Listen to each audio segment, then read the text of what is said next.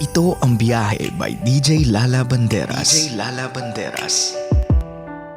Love, back with me, DJ Lala, para sa ating programang Sakto, Klaro, Diretso. Unang stop ng ating hashtag biyahing ugaling Pinoy.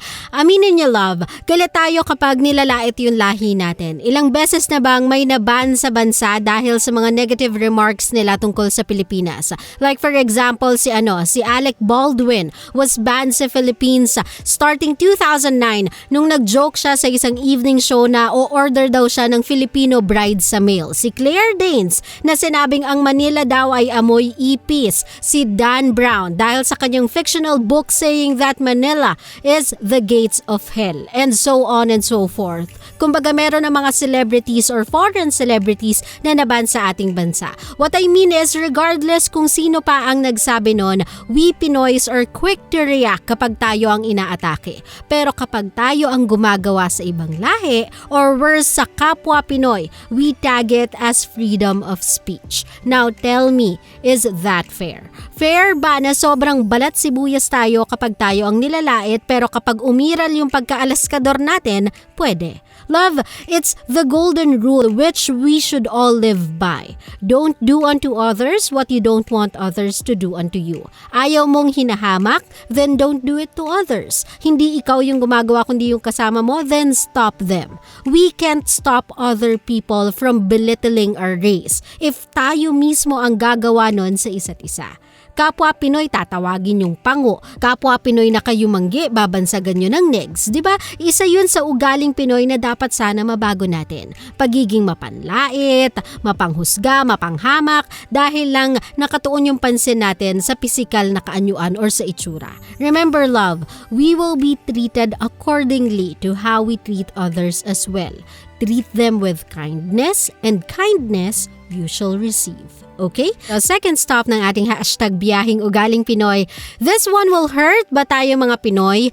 We are haters. Grabe tayo mang bash sa social media and even sa games, grabe tayo mang trash talk. And if you'll tell me na normal lang yon, maski ibang lahi ginagawa yon, well, let me tell you now, hindi naman yon worth the competition. If ganun ang ibang lahi, we don't have to do it as well. Bakit mo kokopyahin alam mo na nga mali, di ba? Kapag may nakita tayong tao na nagkamali online, despite the apology na as we all know they were already forced to do so, kasi if not, that will be definitely the end of their career. But that's beside the point. Despite the apology, hindi pa din tayo natatapos doon. We keep on bashing that person up sa social media and even go as far as going sa mga social media accounts ng relatives, kapatid, nanay, tatay, anak, just to bash. Kapag games naman, wala pang ginagawa yung kakampi, umuulan na ng bobo o kaya naman kung ano-ano pang masasakit na salita na as if naman sila yung nagpakain at nagpalaki dun sa sinasabihan nila. We have so much hate within us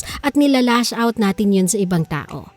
Love, we must learn to stop doing that. Some people are working so hard to bring us pride and honor. So wag nating sayangin yung paghihirap nila by being toxic online. Stop the hate and stop bashing people you know nothing about. Kasi if we will continue to allow this kind of toxicity sa attitude ng Pinoy online, no matter what we do to raise our flag sa international scene, we will be thrown off further than how far we've tried reaching dahil lang sa reputasyon na negative tayong tao, na nega tayo. So kung sa tingin mo magaling ka, love, just close your mouth and act on it. This time, action speaks louder than words. Okay? Last stop ng ating hashtag biyahing ugaling Pinoy. Wala nang mas papangit pa sa ugaling chismosa. Aminin natin yan, love. Lahat naman tayo guilty dito eh. Lahat tayo may pagka-chismosa, chismoso. Makarinig lang ng mga katagang, "Uy, alam mo ba?" Ay nako, nanlalaki na yung tenga. I think somehow that's fine, that's normal, pero ang hindi maganda ay yung gagawa ka ng storya para lang meron kayong mapagchismisan na mga level 999 na chismosa. May level kasi yan eh. Ako feeling ko nasa level 20 ako. Pero seryoso, hindi naman kasi natin talaga mapipigilan ng ibang tao kung sakasakaling mapag-usapan nila yung buhay ng iba. Even if we try to stop them, that is quite inevitable.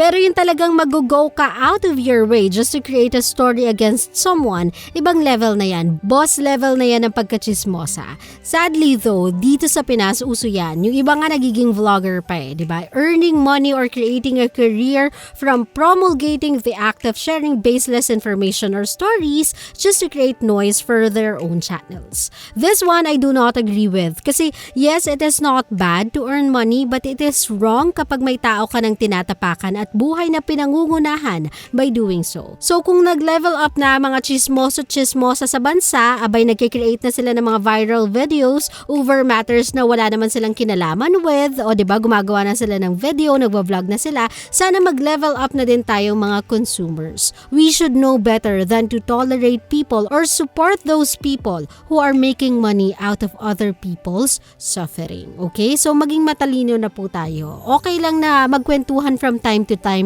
pero yung i-consume mo yung gawa-gawang kwento and then you create a reaction from it, dun tayo magiging mali. Ang tawag doon, fact-checking. Okay? So mga kabisyo natin, pwede natin ituloy ang usapang to sa aking Facebook fan page, DJ Lala Banderas. You are still with me. My name is DJ Lala at ikaw ay nakantabay pa rin sa aking programang Biyahe. Ang programang sakto, klaro, diretso. Hatid sa inyo ng 90.7 Love Radio. GV lang, walang hate, puro love lang.